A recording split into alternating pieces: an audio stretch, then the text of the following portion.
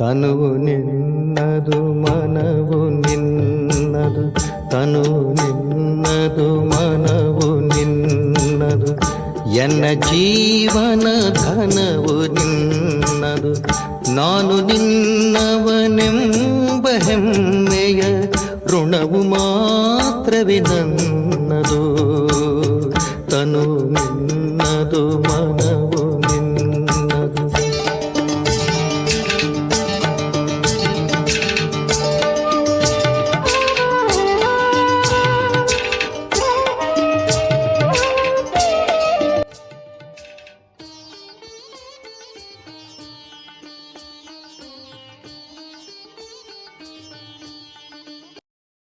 ಓಂ ಶಾಂತಿ.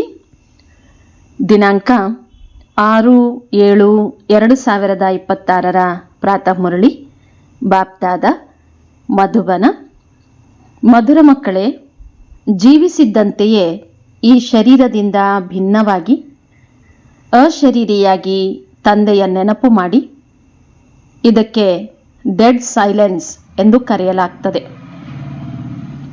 ಶಿವ ಭಗವಾನುವಾಚ, ತಂದೆ ಹೇಳ್ತಾರೆ, ನನ್ನನ್ನು ನೆನಪು ಮಾಡಿ, ಅರ್ಥಾತ್ ಅಶರೀರಿಯಾಗಿ, ಅರ್ಥಾತ್ ಡೆಡ್ ಸೈಲೆನ್ಸ್. ಹೇಗೆ ಮನುಷ್ಯರು ಶರೀರ ಬಿಟ್ಟಾಗ ಅಲ್ಲಿ ಶೂನ್ಯ ಶಾಂತಿಯಾಗ್ತದೆ, ಇವರ ಶರೀರ ಶಾಂತವಾಯಿತು ಎಂದು ಹೇಳ್ತಾರೆ. ಶರೀರ ಮತ್ತು ಆತ್ಮ ಪ್ರತ್ಯೇಕವಾಯಿತು, ಸಮಾಪ್ತಿಯಾಯಿತು. ಇಲ್ಲಿಯೂ ಸಹ ನೀವು ಮಕ್ಕಳು ಯಾವಾಗ ಕುಳಿತುಕೊಳ್ಳುತ್ತೀರೆಂದರೆ ಇದಕ್ಕೆ ಶೂನ್ಯ ಶಾಂತಿ ಎಂದು ಹೇಳಲಾಗ್ತದೆ. ಜೀವಿಸಿದ್ದಂತೆಯೇ ಅಶರೀರಿಯಾಗಿ ತಮ್ಮನ್ನು ಆತ್ಮನೆಂದು ತಿಳಿಯಿರಿ, ತಂದೆಯ ನೆನಪು ಮಾಡಿ. ನೀವು ತಿಳಿದುಕೊಂಡಿದ್ದೀರಿ, ಈಗ ಸತ್ಯ ಶಾಂತಿಯಾಗಿದೆ. ಅವರು ಶಾಂತಿ ಎಂದರೆ ಏನು ಎಂಬುದನ್ನು ತಿಳಿದುಕೊಂಡಿಲ್ಲ. ಶೂನ್ಯ ಶಾಂತಿಯ ಅರ್ಥವಂತೂ ಅವರಿಗೇ ತಿಳಿದೇ ಇಲ್ಲ. ಶೂನ್ಯ ಶಾಂತಿ ಎಂದು ಏಕೆ ಹೇಳ್ತಾರೆ? ಅವರು ಶರೀರ ಬಿಟ್ಟರೂ ಶಾಂತವಾದರು ಎಂದು ನೆನಪು ತರಿಸುತ್ತಾರೆ. ನೀವು ಶರೀರದ ಭಿನ್ನವಾಗಿ ನೀವು ಸಹ ಶಾಂತವಾಗಿ. ದೊಡ್ಡ ದೊಡ್ಡ ವ್ಯಕ್ತಿಗಳಾದ ಗಾಂಧೀಜಿ ಮೊದಲಾದವರ ಸಮಾಧಿಯ ಬಳಿ ಹೋಗ್ತಾರೆ. ಅಲ್ಲಿ ಹೋಗಿ ಡೆಡ್ಲಿ ಸೈಲೆನ್ಸ್ ಅಂದರೆ ಶಾಂತಿಯಲ್ಲಿ ಕುಳಿತುಕೊಳ್ಳಿ ಎಂದು ಹೇಳ್ತಾರೆ. ನಿಮಗೂ ಸಹ ತಿಳಿದಿದೆ, ನಾವು ಆತ್ಮರು ಶಾಂತ ಸ್ವರೂಪರಾಗಿದ್ದೇವೆ. ಪ್ರಪಂಚದವರಿಗೆ ತಿಳಿದೇ ಇಲ್ಲ. ನಾವು ನಮ್ಮ ಸ್ವಧರ್ಮದಲ್ಲಿ ಸ್ಥಿತರಾಗ್ತೇವೆ. ನಮ್ಮ ಸ್ವಧರ್ಮವೇ ಶಾಂತಿಯಾಗಿದೆ. ನಾವಾತ್ಮರು ಶಾಂತ ಸ್ವರೂಪರಾಗಿದ್ದೇವೆ. ಅವರಿಗೆ ಇದು ತಿಳಿದೇ ಇಲ್ಲ. ಆದ್ದರಿಂದ ಶಾಂತಿಯನ್ನು ಬೇಡ್ತಾರೆ. ಆತ್ಮ ಶಾಂತಿ ಬೇಕೆಂದು ಹೇಳ್ತದೆ. ಆತ್ಮವೇ ತನ್ನ ಸ್ವಧರ್ಮವನ್ನು ಮರೆತಿದೆ. ವಾಸ್ತವದಲ್ಲಿ ಆತ್ಮನ ಧರ್ಮವೇ ಶಾಂತಿಯಾಗಿದೆ ಅಂದ ಮೇಲೆ ಅಶಾಂತಿಯಾಗಿದೆ ಎಂದು ಆತ್ಮ ಏಕೆ ಹೇಳ್ತದೆ? ಅಶರೀರಿಯಾಗಿ ಕುಳಿತುಕೊಳ್ಳಿ. ಅವರಂತೂ ಹಠದಿಂದ ಪ್ರಾಣಾಯಾಮಗಳನ್ನು ಮಾಡುತ್ತಾರಲ್ಲವೇ? ಹೇಗೆ ಅವರು ಶರೀರದಿಂದ ಸತ್ತಂತೆ ಇರ್ತಾರೆ. ಅದಕ್ಕೆ ತಾತ್ಕಾಲಿಕ ಶಾಂತಿ ಎಂದು ಹೇಳಲಾಗ್ತದೆ. ನೀವು ಮಕ್ಕಳಿಗಂತೂ ನಮ್ಮ ಸ್ವಧರ್ಮವೇ ಶಾಂತಿ ಎಂಬುದು ಅರ್ಥವಾಗಿದೆ. ನೀವಾತ್ಮರು ಸ್ವರಾಜ್ಯವನ್ನು ತೆಗೆದುಕೊಳ್ಳುತ್ತಿದ್ದೀರಿ. ಆತ್ಮನೇ ಎಲ್ಲವೂ ಆಗ್ತದೆ. ಆತ್ಮವೇ ವಕೀಲನಾಗ್ತದೆ. ನಮಗೆ ರಾಜ್ಯ ಬೇಕೆಂದು ಆತ್ಮವೇ ಹೇಳ್ತದೆ. ಮೊದಲು ಸಹ ತಂದೆಯಿಂದ ರಾಜ್ಯವನ್ನು ಪಡೆದುಕೊಂಡಿದ್ದೀರಿ. ಈಗ ಪುನಃ ಪಡೆಯಲು ಬಂದಿದ್ದೀರಿ. ಮನುಷ್ಯರು ದೇಹಾಭಿಮಾನದಲ್ಲಿರುವ ಕಾರಣ ದುಃಖದಲ್ಲಿದ್ದಾರೆ. ನೀವೀಗ ತಿಳಿದುಕೊಳ್ತೀರಿ, ನಾವು ಆತ್ಮರಾಗಿದ್ದೇವೆ. ನಾವು ನಮ್ಮ ಪರಮಪಿತ ಪರಮಾತ್ಮನಿಂದ ಸ್ವರಾಜ್ಯವನ್ನು ಪಡೆಯಲು ಬಂದಿದ್ದೇವೆ. ನೀವಾತ್ಮರಿಗೆ ರಾಜ್ಯ ಬೇಕಾಗಿದೆ. ಈ ಸಮಯದಲ್ಲಿ ಆತ್ಮ ಬೇಹದ್ದಿನ ತಂದೆಯಿಂದ ಸ್ವರಾಜ್ಯವನ್ನು ಬಯಸ್ತದೆ. ಶ್ರೀಕೃಷ್ಣನಿಗೂ ಸ್ವರಾಜ್ಯವಿತ್ತು, ನಂತರ ಅದು ಕಳೆದು ಹೋಯಿತು. ಈಗ ತಂದೆ ಬಂದು ನೀವಾತ್ಮರಿಗೆ ರಾಜ್ಯವನ್ನು ಕೊಡ್ತಾರೆ. ಇದಕ್ಕೆ ರಾಜಯೋಗವೆಂದು ಹೇಳಲಾಗ್ತದೆ. ಪರಮಪಿತ ಪರಮಾತ್ಮ ರಾಜಯೋಗವನ್ನು ಕಲಿಸ್ತಾರೆ.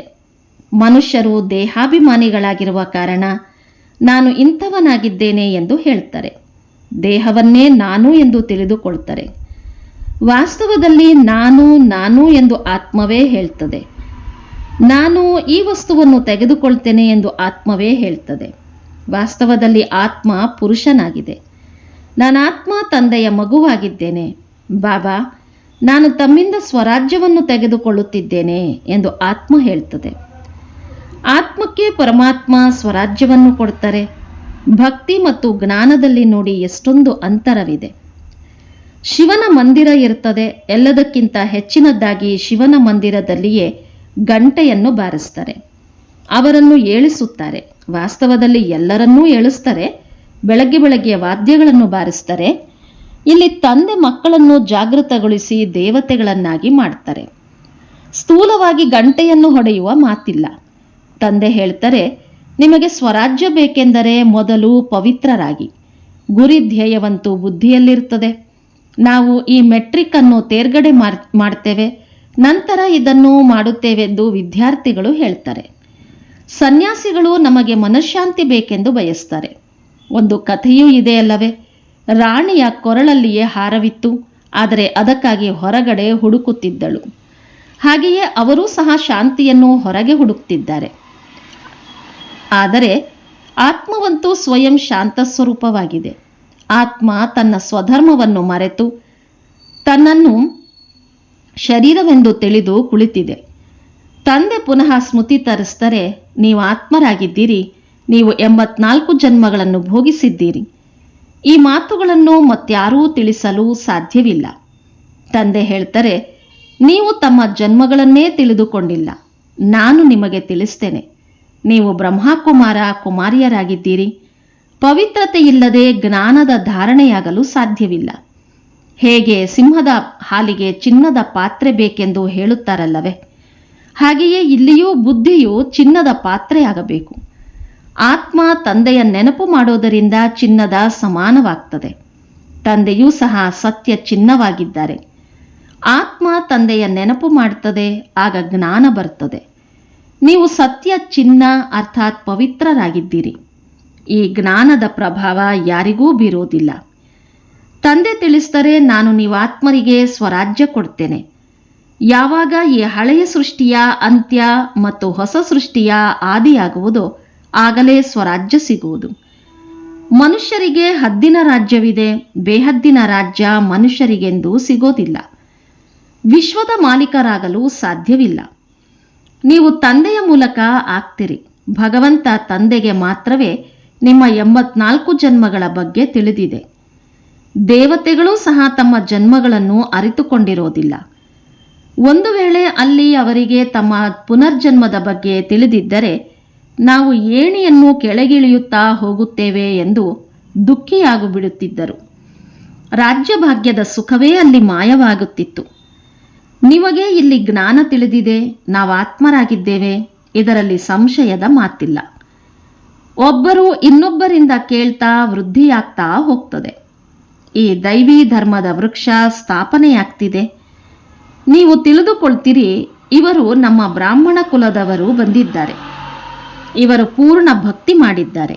ಆದ್ದರಿಂದ ತಂದೆಯಿಂದ ಪುನಃ ಆಸ್ತಿ ತೆಗೆದುಕೊಳ್ಳಲು ಬಂದಿದ್ದಾರೆ. ಜ್ಞಾನ ಮುಗಿಯುತ್ತದೆ, ನಂತರ ಭಕ್ತಿ ಪ್ರಾರಂಭವಾಗ್ತದೆ. ಇದು ಯಾರಿಗೂ ತಿಳಿದಿಲ್ಲ. ಮನೆಯೂ ಸಹ ಹೊಸದರಿಂದ ಮತ್ತೆ ಹಳೆಯದಾಗ್ತದೆಯಲ್ಲವೇ?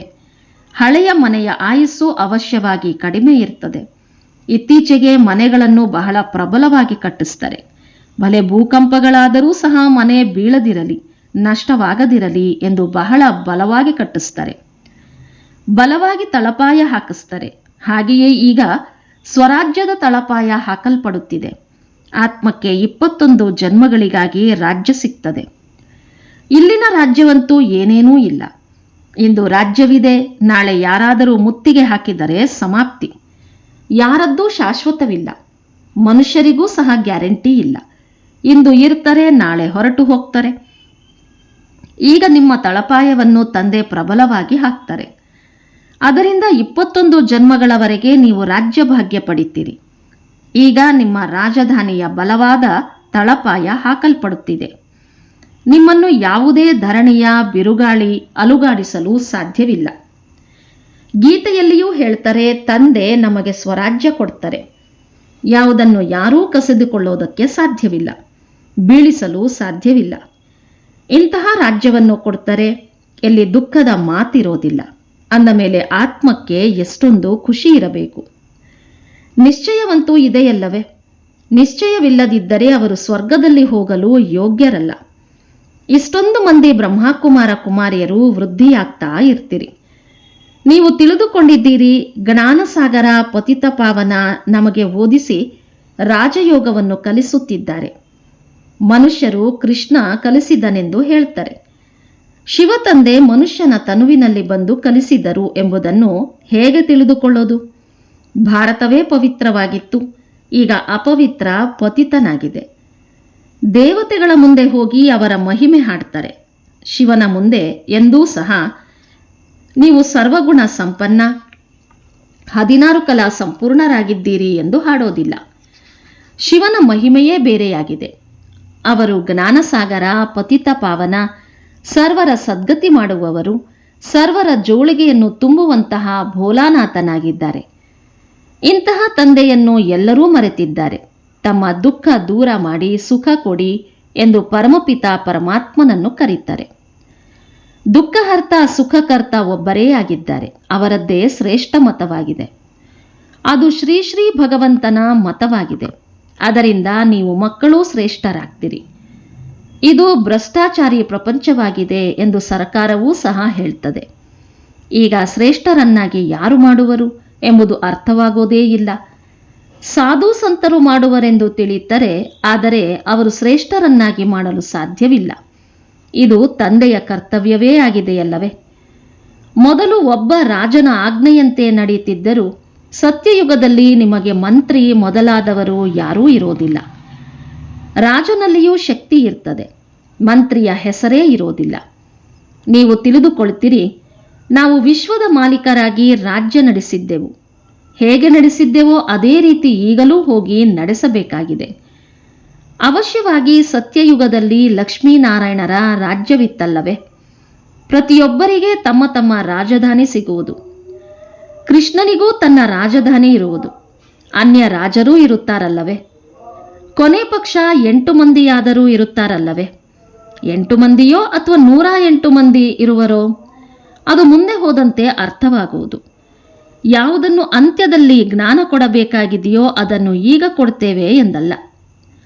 ಯಾರು ಉಳಿಯುವರೋ ಅವರಿಗೆ ತಂದೆಯು ಜ್ಞಾನ ಕೊಡಲೇಬೇಕಾಗಿದೆ. ಡ್ರಾಮಾದಲ್ಲಿ ನಿಗದಿಯಾಗಿದೆ. ಪರಮಾತ್ಮನದ್ದು ಈಗ ಪಾತ್ರವಿದೆ. ಈ ಜ್ಞಾನವನ್ನು ಕೊಡುವ ಪಾತ್ರ ಈಗ ನಿಗದಿಯಾಗಿದೆ. ತಂದೆ ಹೇಳ್ತಾರೆ, ಮುಂದೆ ಹೋದಂತೆ ನೀವು ಬಹಳ ತಿಳಿದುಕೊಳ್ಳುವಿರಿ. ದಿನ ಪ್ರತಿದಿನ ತಿಳಿಸುತ್ತಲೇ ಇರ್ತೇವೆ. ಅಲ್ಲಿ ಹೇಗೆ ರಾಜಧಾನಿ ನಡೆಸ್ತಾರೆ, ಹೇಗೆ ಸ್ವಯಂವರವಾಗುತ್ತದೆ ಎಂಬುದು ಸಹ ಅರ್ಥವಾಗುವುದು. ನೀವು ಧ್ಯಾನದಲ್ಲಿ ಹೋಗ್ತೀರಿ, ವೈಕುಂಠದಲ್ಲಿ ಹೋಗಿ ನೋಡ್ತೀರಿ. ಅಲ್ಲಿ ಚಿನ್ನದ ಮಹಲುಗಳಿರ್ತವೆ, ಚಿನ್ನವೇ ಚಿನ್ನವಿರ್ತದೆ. ತಮ್ಮನ್ನು ಪಾರಸಪುರಿಯಲ್ಲಿ ನೋಡಿಕೊಳ್ತೀರಿ, ಚಿನ್ನದ ಇಟ್ಟಿಗೆಗಳ ಮನೆಗಳು ತಯಾರಾಗ್ತಿವೆ. ಕೆಲವು ಇಟ್ಟಿಗೆಗಳನ್ನು ತೆಗೆದುಕೊಂಡು ಹೋಗೋಣವೆಂದು ತಿಳಿದು ಕೆಳಗಡೆ ಬರುತ್ತೀರೆಂದರೆ ತಮ್ಮನ್ನು ಇಲ್ಲಿ ನೋಡ್ತೀರಿ. ಮೀರಾ ಧ್ಯಾನದಲ್ಲಿ ತನ್ನನ್ನು ನೃತ್ಯ ಮಾಡುತ್ತಾ ಕೃಷ್ಣನ ಜೊತೆ ಇರುವಂತೆ ನೋಡ್ತಿದ್ದಳು. ನೀವು ಸಹ ಸೂಕ್ಷ್ಮವತನದಲ್ಲಿ ಹೋಗ್ತೀರಿ. ಅಲ್ಲಿ ಮೂಳೆ ಮಾಂಸಗಳಿರೋದಿಲ್ಲ, ಫರಿಷ್ಠೆಗಳಾಗಿ ಆಗುತ್ತಾರೆ. ಬ್ರಹ್ಮನ ಸೂಕ್ಷ್ಮ ಶರೀರವೂ ಸಹ ಅಲ್ಲಿ ಕಾಣ್ತದೆ. ಸಾಕಾರ ಬ್ರಹ್ಮನೇ ಫರಿಷ್ಠೆಯಾಗಿದ್ದಾರೆ. ಅಲ್ಲಿ ನೀವು ಹೂದೋಟ ಇತ್ಯಾದಿಗಳನ್ನು ನೋಡ್ತೀರಿ. ಇದೆಲ್ಲವನ್ನೂ ತಂದೆ ಸಾಕ್ಷಾತ್ಕಾರ ಮಾಡಿಸ್ತಾರೆ. ತಂದೆ ನಮಗೆ ಶುಭೀರಸವನ್ನು ಕುಡಿಸುತ್ತಾರೆಂದು ನೀವು ಹೇಳ್ತೀರಿ. ಸೂಕ್ಷ್ಮ ವತನದಲ್ಲಂತೂ ಕುಡಿಸಲು ಸಾಧ್ಯವಿಲ್ಲ. ವೈಕುಂಠದಲ್ಲಿ ಫಲಪುಷ್ಪಗಳು ಬಹಳ ಸುಂದರವಾಗಿರ್ತವೆ. ಸೂಕ್ಷ್ಮವತನದಲ್ಲಂತೂ ಯಾವುದೇ ಹೂದೋಟ ಇತ್ಯಾದಿಗಳಿರೋದಿಲ್ಲ. ಉದ್ಯಾನವನದಲ್ಲಿ ಹೋದೆವು, ಅಲ್ಲಿ ರಾಜಕುಮಾರ ರಾಜಕುಮಾರಿಯರಿದ್ದರು ಎಂದು ನೀವು ತಿಳಿಸ್ತೀರಿ. ಅದಂತೂ ವೈಕುಂಠದಲ್ಲಿಯೇ ಇರಲು ಸಾಧ್ಯವಲ್ಲವೇ? ನಿಮಗೆ ಕಾಣುವುದು ಕೇವಲ ಸಾಕ್ಷಾತ್ಕಾರವಾಗಿದೆ. ವೈಕುಂಠದ ವೈಭವವು ಇಲ್ಲಿ ಸಿಗಲು ಸಾಧ್ಯವಿಲ್ಲ. ಅಲ್ಲಂತೂ ಬಹಳ ವೈಭವಗಳಿರ್ತವೆ. ತಂದೆ ತಿಳಿಸ್ತಾರೆ, ನಾನು ನಿಮ್ಮನ್ನು ವೈಕುಂಠದ ಮಾಲೀಕರನ್ನಾಗಿ ಮಾಡ್ತೇನೆ. ಇಲ್ಲಂತೂ ದುಃಖವೇ ದುಃಖವಿದೆ. ಹೇ ಭಗವಂತ, ದುಃಖದಿಂದ ಬಿಡಿಸು ಎಂದು ಹೇಳದೆ ಇರುವಂತಹ ಮನುಷ್ಯರಿಲ್ಲ. ದುಃಖದಲ್ಲಿಯೇ ನೆನಪು ಮಾಡ್ತಾರೆ. ಕೃಷ್ಣನ ಪೂಜಾರಿಗಳು ಕೃಷ್ಣ ಎನ್ನಿರಿ ಎಂದು ಹೇಳ್ತಾರೆ.